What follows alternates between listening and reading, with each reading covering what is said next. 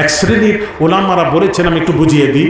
তিনি বলেছেন, সেই দিন এক জায়গায় জলসায় গেছে, আমাকে একটা প্রশ্ন দিয়েছে যে কবর জিয়ারতের নিয়ত করে সফর করে যাওয়া যাবে না, আমাকে বলেছে।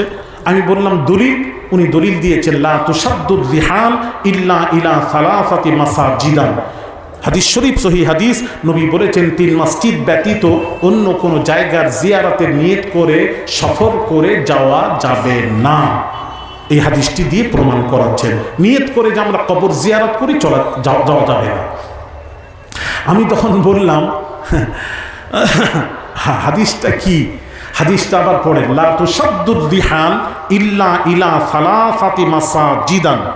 3 মসজিদ ব্যতীত অন্য কোনো জায়গার জিয়ারতে নিয়ত করে সফর করে যাওয়া যাবে না। এটা ঠিক কেমন কথা হচ্ছে জানেন? হ্যাঁ ঠিক। দেখেন, আমি বললাম মা যা আনি ইল্লা জাইদুন, মা যা আনি ইল্লা জাইদুন। উদাহরণটা বুঝলে ওয়াজ বুঝতে সুবিধা হবে।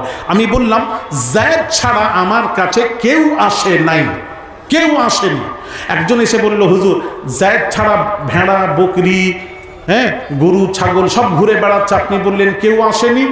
তখন আপনি কি বলবেন? ভাই জায়েদ এক মানুষের নাম, এক ব্যক্তির নাম।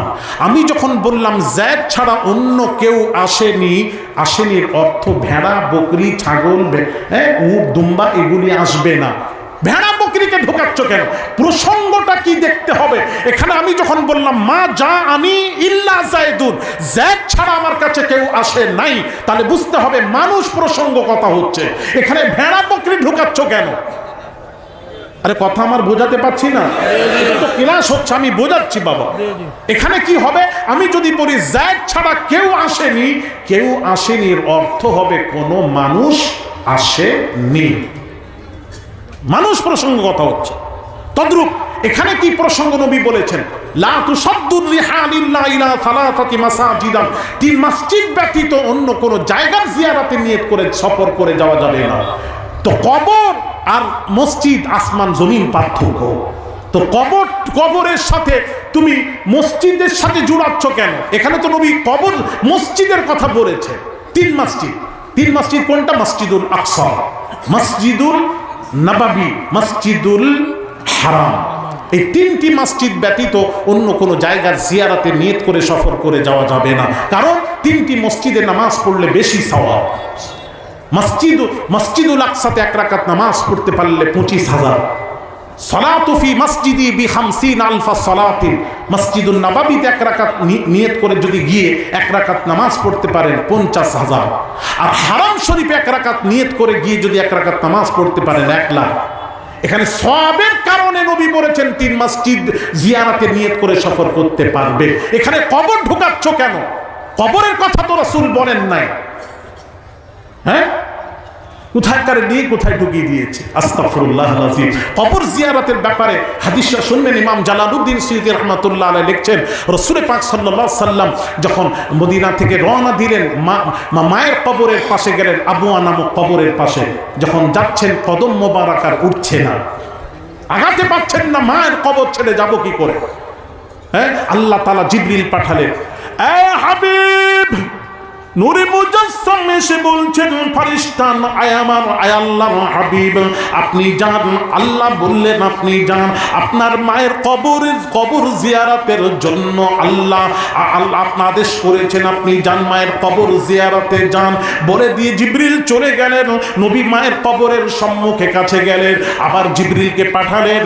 নূরে মুজাসসাম জিবরিল আমিন পুনরায় এসে বললেন, ইয়া রাসূলুল্লাহ, ইয়া হাবিবাল্লাহ, হুজুর আল্লাহ পাক বলেছেন মায়ের কবরের কাছে এসেছেন, আপনি গুনাহ মাফের দোয়া চাইবেন না, চাইবেন না, চাইবেন না। গুনাহ মাফের দোয়া চাইতে আল্লাহ নিষেধ করেছেন, নিষেধ করেছেন, নিষেধ করেছেন। এই হাদিসটি নিয়ে এক শ্রেণীর ওলামারা বলেছেন যে নবী কেন আল্লাহ নিষেধ কেন করলেন? রাসূলুল্লাহর পিতা মাতা মুসলমান ছিলেন না। জোরে বলুন সুবহানাল্লাহ। এই তো সুবহানাল্লাহ বলছে। কি ছেলেরা কি হবে বাবা, জাহান্নামে চলে যাচ্ছে বলে সুবহানাল্লাহ, পানিতে ডুবে যাচ্ছে বলে মাশাআল্লাহ, মাশাআল্লাহ। এ তো মার খাওয়ার যুক্তি, একটু বুঝেন। আস্তাগফিরুল্লাহ আযীম। নবীর পিতামাতা মুসলমান ছিলেন না, এই মলবিরা বলছে, মলবি কত খেয়েছে জানি না, কত খেয়েছে, আল্লাহ হেফাজত করে। হ্যাঁ, ব্যাখ্যাই বোঝে না, আস্তাগফিরুল্লাহ আযীম। হ্যাঁ, আসলে রাসূলুল্লাহ পিতামাতা যদি মুসলমান ছিলেন না, তাহলে আমাকে একটু বোঝান। কোরআনে যায়, ওলামারা আছেন, জিজ্ঞেস করুন। আল্লাহ পাক কোরআন পাকে বলে, লা তাকুম আলা কবরি ইন্নাহুম কাফারু বিল্লাহি ওয়া রাসূলি। যারা আল্লাহ তার রাসূলকে যারা মানে না, তার কবরের কাছে দাঁড়াবেন না। কাফের মুশরিকদের কবর জিয়ারত চলে না, কোরআন নিষেধ করেছে। তাহলে রাসূলের পিতামাতা যদি অমুসলিম ছিলেন, মুসলমান ছিলেন না, তাহলে কবর জিয়ারতের পারমিশন পেলেন কিভাবে? প্রশ্ন, তাই তো? আচ্ছা, তাহলে নবী নিজে বলেছেন, এদিকে তাকান, নবী নিজে বলেছেন, قد كنت نهيتكم عن زيارة القبور فقد أذن لمحمد صلى الله عليه وسلم في زيارة قبر أمه فزوروها فإنها تذكر الآخرة رواه الترمذي। নবীজি বলছেন, একসময় আমি কবর জিয়ারত করতে নিষেধ করেছিলাম, এখন আল্লাহ আমার মায়ের কবর জিয়ারতের পারমিশন দিয়েছেন, সুতরাং আমি নবী বলছি, হ্যাঁ, ফাজুরুহা, তোমরাও কবর জিয়ারত করো। ফাইন্নাহা তাযকিরুল আখিরা, কবর জিয়ারত আখিরাতকে স্মরণ করিয়ে দেয়। এই জন্য বেশি বেশি কবর জিয়ারত করতে রাসূল আদেশ করলেন, আদেশ। তাহলে আপনি কবর জিয়ারতের কথা, হ্যাঁ, আপনি বললেন অমুসলিম, মুসলমান ছিলেন না, মুসলমান যদি না থাকতেন কবর জিয়ারতের পারমিশন পেলেন কোথা থেকে? ওটাকে বুঝান। পারমিশন যখন পেয়ে গেছেন, স্পষ্ট হয়ে গেল রাসূলের পিতামাতা মুমিন মুসলমান ছিলেন। এটা হলো সুন্নাত জামাতের আকীদা। জোরে বলুন না সুবহানাল্লাহ, আরো জোরে বলুন সুবহানাল্লাহ। এবার প্রশ্ন আসতে পারে যে হুজুর, তাহলে কবরের কাছে যাওয়ার সাথে সাথে আল্লাহ জিবরিল পাঠালেন, গুনাহ মাফের দোয়া চাইতে নিষেধ করলেন কেন? এটা একটা প্রশ্ন, এটা আমি জেনে বলবো ইনশাআল্লাহ কেন এ করলেন। হোগা আমরা এখন আপনাকে বুঝি না, বুঝতাম কি বাবা, আপনার সিলেটি ভাষা আমি বুঝতে পারি না, আপনি বাংলায় কম তো বলার জন্য আমি সিলেটি ভাষা আসলে বুঝতে পারিনি। আমি বাংলাদেশে আগে যেতাম, আমি ভাষাই বুঝতে পারতাম। আমাকে এসে বলতো, হুজুর দোয়া করবেন। আমি কি দোয়া? বলে গেঁদির মায়ের গেঁদা হয়েছে, দোয়া করবেন। গেঁদা গেঁদি আবার কি কথাবার্তা? ভাষা বোঝার জন্য বাংলাদেশিকে রাখতে হয়েছিল আমার। বলে গেঁদি খিজি করছে, খিজি কি খিজি টিজি ভাষা, কি ভাষা আমার তো বোঝা। আমাদের ওলামারা বক্তব্য দিয়ে যান, ভাষণ দিয়ে যান, প্রশ্ন করেন না। না, আমি ওটা বলছি না, আমি বলছি ভাষাটা। হ্যাঁ, এই যে ভাষাগুলো না আমি বুঝতে, উনি বলছেন कैसे समझेगा, हम नहीं बताएंगे तो कैसे समझेंगे। सही बताया माशाल्लाह, সিলেট জিন্দাবাদ। আপনার জাতুহা কি জাতুহা জিন্দাবাদ, জোরে বলুন না জিন্দাবাদ। माशाल्लाह, আপনারা তো আসলেই ভালো। कैसे समझेंगे आज आप अगर ना बताएं तो कैसे हम समझें? जी जरूर बताऊंगा इंशाल्लाह। হ্যাঁ, কি শুনবেন বলছিলেন? রাসূলের মাতার কাছে যখন গেছিলেন, আল্লাহ নিষেধ করলেন, এই হাবিব, আপনি আপনার মায়ের জন্য গুনাহ মাফের দোয়া চাইবেন না। এই যে নিষেধ করলেন, কেন?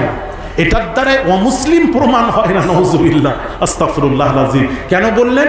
এই জন্য বললেন, আল্লাহ বলছেন, বন্ধু, আপনার পিতামাতা তো গুনাহগারই ছিলেন না। আরে গুনাহগার হলে তো গুনাহ মাফের দোয়া। শিশুদের জানাজার দোয়া আলাদা, আমাদের জানাজার দোয়া বড়দের আলাদা। শিশুদের আল্লাহুম্মা জাআলহু লানা ফারাতান ওয়া জাআলহু লানা আজরা ওয়া যুখরা ওয়া জাআলহু লানা শাফিআ ওয়া মুশাফফা।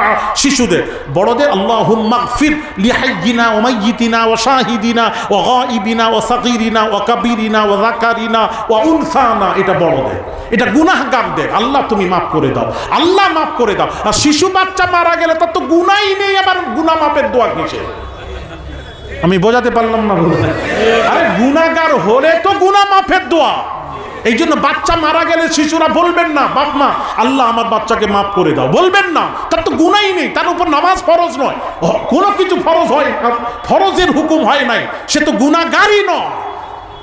আমার কথা বুঝতে পারছেন না? ফরজ হওয়ার পর যদি আপনি নামাজ না পড়েন তবে আপনি গুনাহগার। শরীয়তের হুকুম পালন না করে তখন গুনাহগার।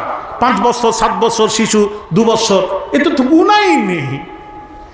তাহলে নবীর পিতামাতা গুনাহগারই ছিলেন না। জোরে বলুন, আর একটু জোরে। তাহলে এখন রসুলের পিতামাতা গুনাহগার ছিলেন না। এখন আবার প্রশ্ন আসবে, নবীর পিতামাতা যখন ছিলেন পৃথিবী থেকে দিন মুছে গেছিল, রসুলের পিতামাতা কোন ধর্মের উপর ছিলেন? এটা প্রশ্ন অনেক আসবে, অধিকার যাচ্ছি না, আবার একটা গেলে আবার একটা ছেড়ে যায়। ভাই আমার বাবাজিরা, আমি যেটা বোঝাতে চলে এলাম সেটা আসুন সেখানে যাই। সেই রসুলের পাক সাল্লাল্লাহু আলাইহি ওয়াসাল্লাম কবর জিয়ারত করতে নিষেধ করেননি। হ্যাঁ, ওটা তো 3 মসজিদ ব্যতীত মসজিদ প্রসঙ্গ কথা হচ্ছে, ওটা মাথায় রেখে ব্যাখ্যা করলে সঠিক ব্যাখ্যায় পৌঁছতে পারবে, ঠিক কি না? তাহলে আল্লাহ পাক বললেন, এই নবীদেরকে, পয়গম্বরদেরকে বললেন মসজিদুল আকসাতে পৌঁছে যান, আমার হাবিব আসছে। মুসা নবী বললেন আল্লাহ আমার পাশ দিয়ে যাবে, তাহলে আমি একটু রসুলের জিয়ারত করতে চাই, দিদার করতে চাই। অনেকেই ব্যাখ্যা করেছেন, রসুল যখন মুসা নবীর কবরের পাশ দিয়ে যাচ্ছিলেন তখন মুসা নবী কবরে, আমার নবী মুসা নবীকে কবরে সলাতরত অবস্থায় দেখেছিলেন। কি অবস্থায়? সলাত। সলাত মানে ওলামারা নামাজ নিয়েছেন। আমার মাথায় ঢুকে না। মুসা নবী নিজেই আল্লাহকে বললেন, ওই কথাটার সাথে এবার ব্যাখ্যার সাথে মিল করুন। মুসা নবী বললেন আল্লাহ তোমার নবীর দিদার করবো, আমি কবর থেকে আবার মসজিদুল আকসাতে আবার পরে যাব।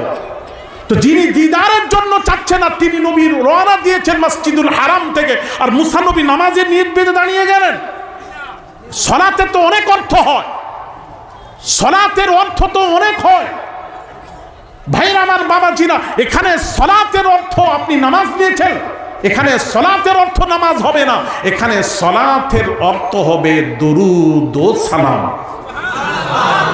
আল্লাহর নবীর আগমনের সংবাদ পেয়ে মুসা নবী দাঁড়িয়ে সালাত দরুদ পাঠ করছিলেন নবীর সম্মানে। জোরে বলেন সুবহানাল্লাহ। এটাই হলো ব্যাখ্যা আসল।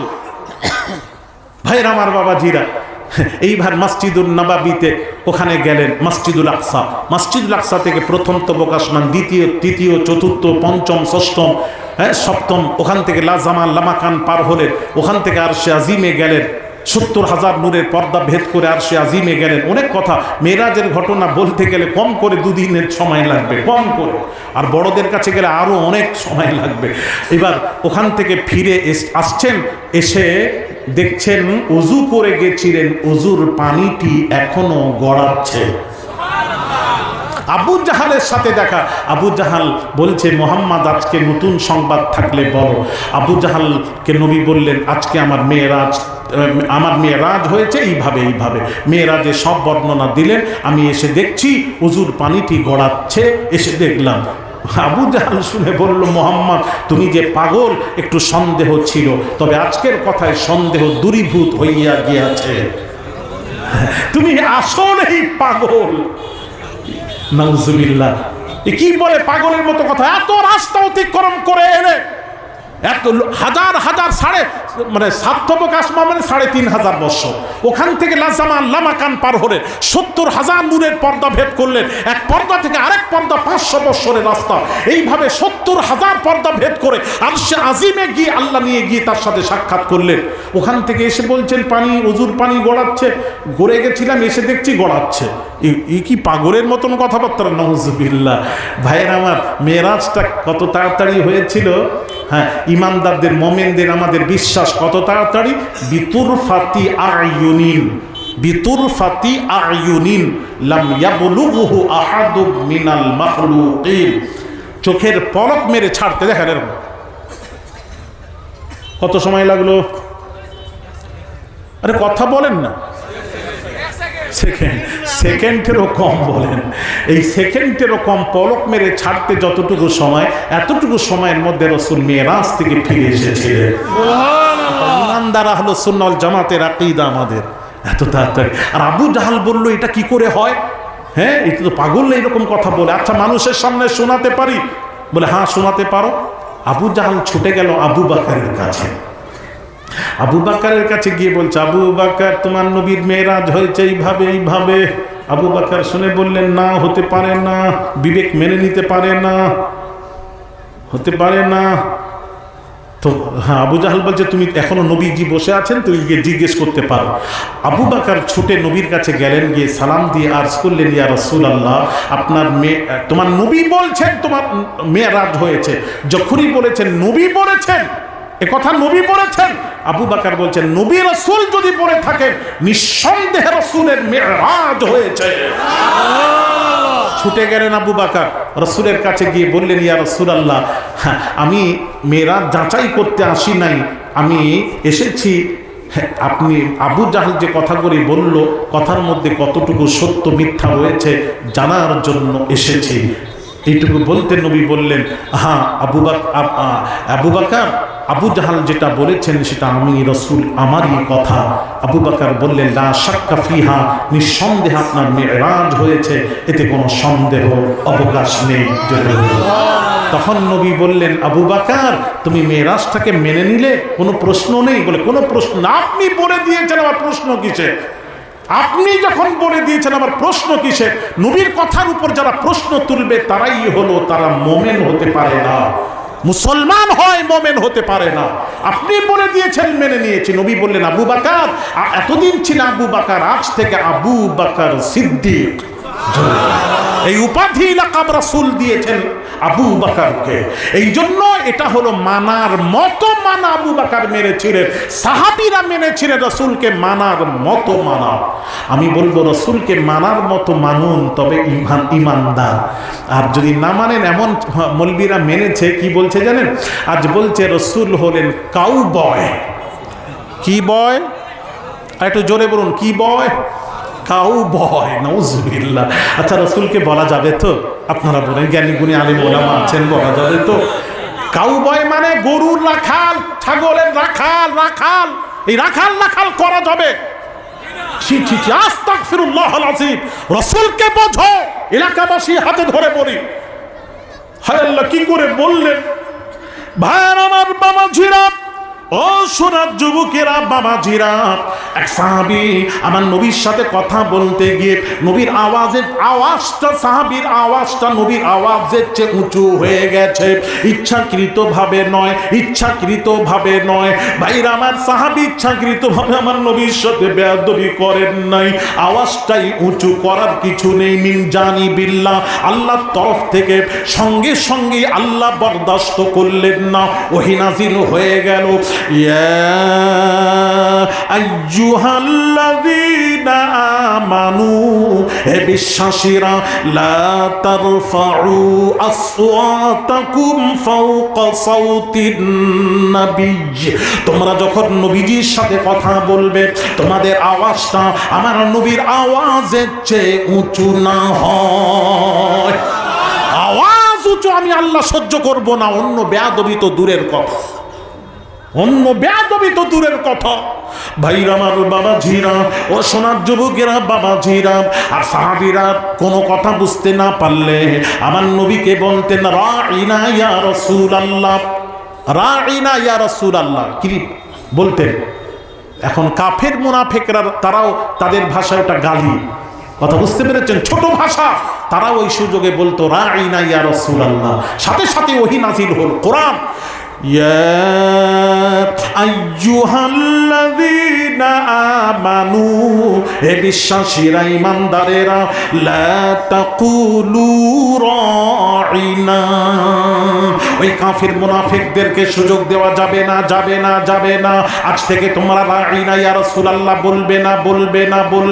লা তাকুলু রাঈনা বলবে না। ওরা সুযোগ পাচ্ছে, ওটাও বলা যাবে না। সাহাবীরা বলছেন, আল্লাহ আমাদের উদ্দেশ্য ঠিক আছে, হ্যাঁ তোদের উদ্দেশ্য ঠিক আছে, তারপরও সুযোগ দেওয়া যাবে না। তাহলে আল্লাহ কি বলবো? ওয়াকুলু উনজুরনা ইয়া রাসূলুল্লাহ, কৃপা দৃষ্টি দিন ইয়া রাসূলুল্লাহ। কি আল্লাহ সম্মান করছে রাসূল পাক সাল্লাল্লাহু আলাইহি সাল্লামের। ভাইরা আমার, বাবাজিরা, আল্লাহর কোরআন শুনুন, কোন নবী গো, কোন নবী, বাবাজি, কোন নবী, বাবাজি। ভাইরা আমার, বাবাজিরা, ইব্রাহিম ভাইরা আমার বাবাজিরা, কোন নবী? ভাইরা আমার নূহ নবী, হুদ নবী, তার কওমেরা বলতে লাগলো, বলতে লাগলো বাবাজি, নূহ নবী হুদ নবীর কওমেরা বলতে লাগলো, গালাগালি করতে লাগলো, নিজের নবীকে তার কওমেরা বলতে লাগলো পথভ্রষ্ট। তখন নূহ নবী নিজে, আল্লাহ সব দেখছেন, প্রতিবাদ করছেন না। নূহ নবী কওমের সামনে দাঁড়িয়ে বলছেন, লাইসা বি সাফাহাতুন লাইসা বি দালালাতুন, আমাকে পথভ্রষ্ট বলবে না, আমি গুমরাহ নই, পথভ্রষ্ট নই। কওমের সামনে দাঁড়িয়ে সাফাই বায়ান করলেন। আর যখন আমার আপনার নবী, দয়ার নবী রাহমাতুল লিল আলামিনকে কাফের বেদিনেরা বাবাজি তাইফের রাসূলকে পাথর ছোঁড়া হলো, পাগল পাগল বলা হলো, আল্লাহ পাক বলেন, বন্ধুরে আপনি প্রতিবাদ করবেন না, জবাব দেবেন না, আপনার জবাব আমি আল্লাহ দেব।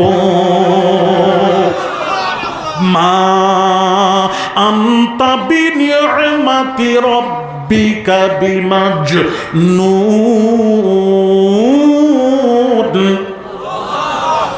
হাবিব, আপনাকে যারা মজনু বলছে তারাই মজনু, আপনি আমার রহমতের হকদার। জোরে বলুন। প্রতিবাদ আল্লাহ করছেন। আমার নবীকে বাবাজি আবু লাহাব কাট্টা কাফের আঙুল তুলে বেয়াদবি করলো, আল্লাহ নবীকে আল্লাহ বলছেন, বন্ধু আপনি চুপ থাকুন, প্রতি জবাব আমি আল্লাহ দেব, জবাব আমি আল্লাহ দেব। তাব্বাত ইয়াদা আবি লাহাব, আল্লাহ পাক জবাব দিচ্ছেন নবীর হয়ে, অন্য নবীর হয়ে জবাব দিচ্ছেন না। আর আমাদের নবীর হয়ে আল্লাহ জবাব দিচ্ছেন, তাব্বাত ইয়াদা আবি লাহাব, আবু লাহাব তোর হাত চূর্ণ বিচূর্ণ হয়ে যাও, তুই আঙুল তুলে আমার নবীর সাথে বেয়াদবি করছিস। হায় হায় হায়। ভাইরা আমার বাবাজিরা, কোন নবী? আল্লাহ তাআলা ইব্রাহিম নবী, আল্লাহর বন্ধু ইব্রাহিম, আল্লাহর বন্ধু ইব্রাহিম নবী বলছেন, ওয়ালা তুখজিনি ইয়াওমা ইউবআসুন। আয় আল্লাহ, কিয়ামতের দিন, কঠিন দিনে সকলের সামনে আমাকে রুসওয়া করবেন না, আমাকে জলিল বানাবেন না, আমাকে খাটো করবেন না, করবেন না, করবেন না।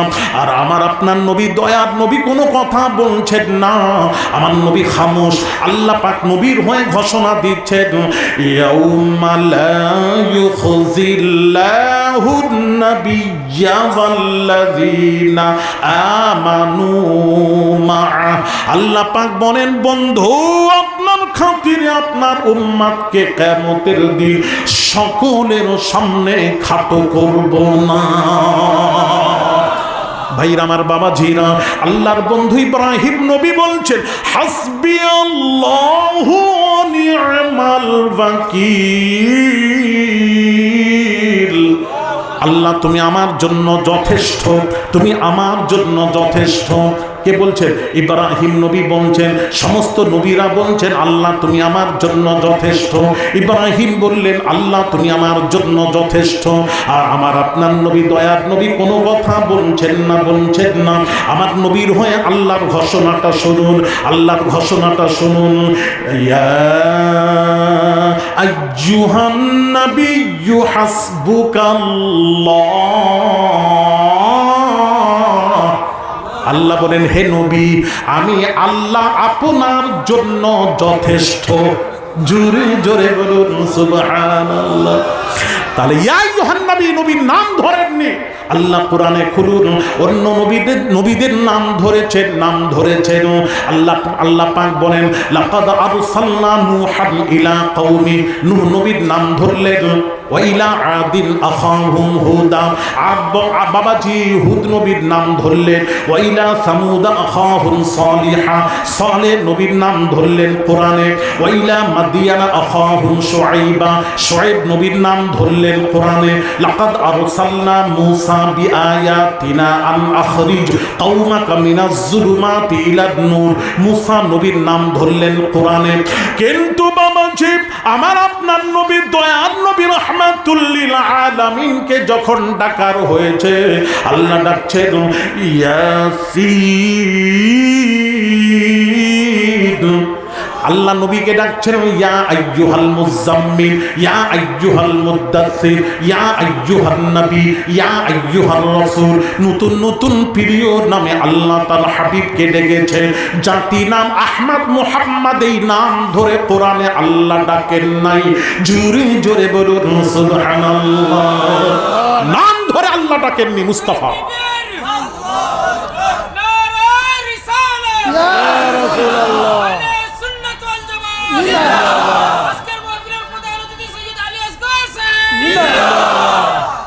ভাইরা আমার, বাবাজির, কোরআনে আল্লাহ যাকে সম্মান দিচ্ছেন তাকে কেন সম্মান দিতে পারছেন না আমি জানতে চাই। আমি উলামাদের কাছে জানতে ইচ্ছুক। আমাকে আজকে বলে যেতে হবে, আমার কষ্টের সাথে আমি বলছি যে আল্লাহ রাসূলের খোদার কসম, কোরআনে কোনো আলেমত আছেন আমাকে দেখান, আমি সংশোধন হতে চাই। কোরআনের 30 পারা কোরআনে নবীর নাম আহমদ মুহাম্মদ নাম ধরেননি, শুধু 4 জায়গায়। কোরআনে 30 পারা কোরআনে 4 জায়গায়। কোথায় সেটাও বলে দিই। আমি আল্লাহ নাম ধরেছেন 4 জায়গায়। কেন ধরেছেন ওটাও ব্যাখ্যা করবো, আর ধরেছেন ওটাও বলি। আমিনু বিমা উনজিলা আলা মুহাম্মদ, নাম ধরেছেন মুহাম্মদ। দ্বিতীয় জায়গায় আল্লাহ নাম ধরেছেন ওয়ামা মুহাম্মাদুন ইল্লা রাসূল। তৃতীয় জায়গায় আল্লাহ ডাকে মুহাম্মাদুর রাসূলুল্লাহ ওয়াল্লাযীনা মাআহু আশিদ্দাউ আলাল কুফারি রুহামাউ বাইনাহুম তারাহুম রুকআন সুজদান ইয়াবতাগুনা ফাদলান মিনাল্লাহি ওয়া রিদওয়ানা সীমাহুম ফি ওজুহিহিম মিন আসারিস সুজুদ যালিকা মাসালুহুম ফিত তাওরাতি ওয়া মাসালুহুম ফিল ইনজিল কাযারইন আখরাজা শাতআহু ফাআযারাহু ফাস্তাগলাযা ফাস্তাওয়া আলা সুকিহি ইউজিবু যুররা লিয়াগীযা বিহিমুল কুফার ওয়া'দাল্লাহু আল্লাযীনা آمنوا وعملوا الصالحات منهم مغفرة وأجرا عظيما। চতুর্থ জায়গায় আল্লাহ ডাকে মা কানা মুহাম্মাদুন আবা আহাদিম মির রিজালিকুম ওয়ালাকিন রাসূলুল্লাহি ওয়া খাতামান নাবিয়্যিন। এই 30 পারা কোরআনে 4 জায়গায় নবীজির নাম আল্লাহ ধরলেন। প্রশ্ন, কেন ধরলেন?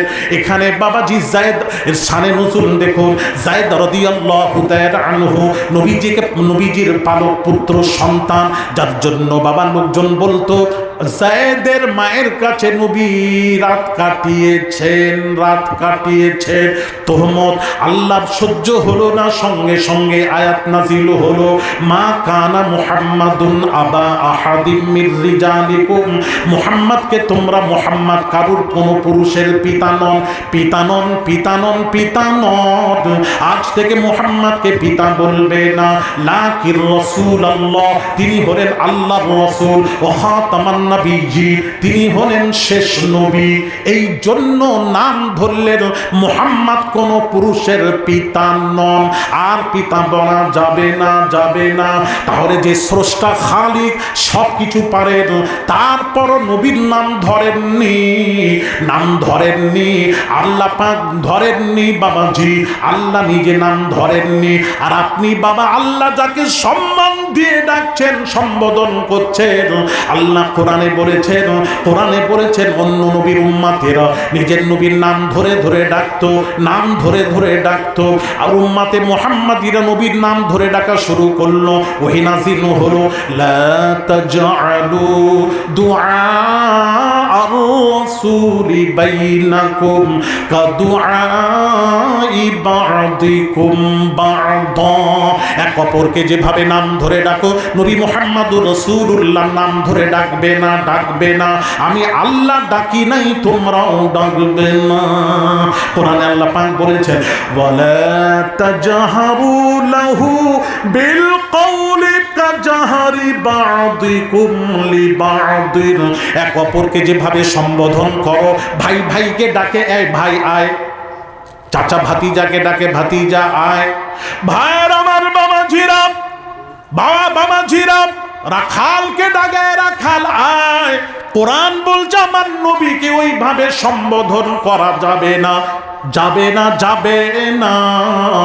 যদি এইভাবে করো, আমার নবীকে রাখাল বলবে না, রাখাল বলবে না, ভাই বলবে না, সম্বোধন করবে না। যদি করো কি হবে? কোরআন বলছে আনতাহবাত আমালুকুম ওয়া আনতুম লা তাশউরুন। তাহলে আমি তোদের সব আমল পণ্ড বরবাদ করে দেব। ও আনতুম লা তাশউরুন, তোরা টেরও পাবি না, বুঝতেও পারবি না আমাদের আমল কিভাবে শেষ হয়ে গেল। আমল শেষ হওয়ার অর্থ হলো যার ঈমান থাকে না তার আমল বরবাদ হয়ে যায়। রাসূলুল্লাহ সাল্লাল্লাহু আলাইহি সাল্লামের সাথে যদি বেয়াদবি করে তার ঈমান থাকে না, ঈমান থাকে না, ঈমান থাকে না। শোনো ছেলেরা, এই ছেলেরা, বাবাজির আরেকটু কথা বলে দিই। আব্বাস রাদিয়াল্লাহু তাআলা আনহু, নবীর চাচা আব্বাস। যারা চেনে, আমাদের ভারতে একটা রডে অ্যাড দেয় দেখবেন, যে চেনে সেই কেনে, যে চেনে সেই কেনে। সবাই কিনবে না। আব্বাস রাদিয়াল্লাহু তাআলা আনহুকে প্রশ্ন করলো, আব্বাস আপনি বড় না আপনার ভাতিজা বয়সে বড়? বয়সে কে বড়? প্রশ্ন। ছেলেরা একটু কথা শুনেন, বয়সে কে বড় জিজ্ঞেস করেছেন এই প্রশ্ন।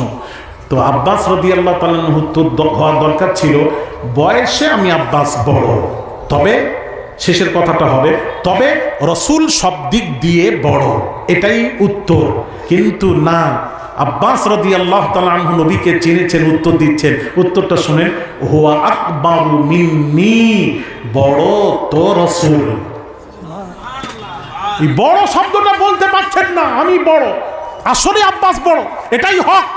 কিন্তু হক সব জায়গায় বলা যাবে না, হকটাও আদবের সাথে বলতে হবে। মিয়া পাগলামো ছাড়ো, রাসূলের সাথে বেয়াদবি করো না, তার ছাড় নেই। আহলুস সুন্নাহ ওয়াল জামাত, আমরা ছাড়ছি না তোমাদেরকে যদি এইরকম কথাবার্তা বলো, রাসূলের সাথে গুস্তাখি করো, বেয়াদবি করো, ঠিক কিনা জোরে বলে? তুমি কাউ বয় বলে তুমি কোটি কোটি মোমেন্টের কলিজায় তুমি আঘাত করেছো, ঠিক কিনা জোরে বলে? বেয়াদব কোথাকারে। ভালো করে শুনুন, আব্বাস রাদিয়াল্লাহু তাআলা আনহু উত্তর দিচ্ছেন। প্রশ্নটা কি? বারবার বুঝাচ্ছি, প্রশ্নটা কি?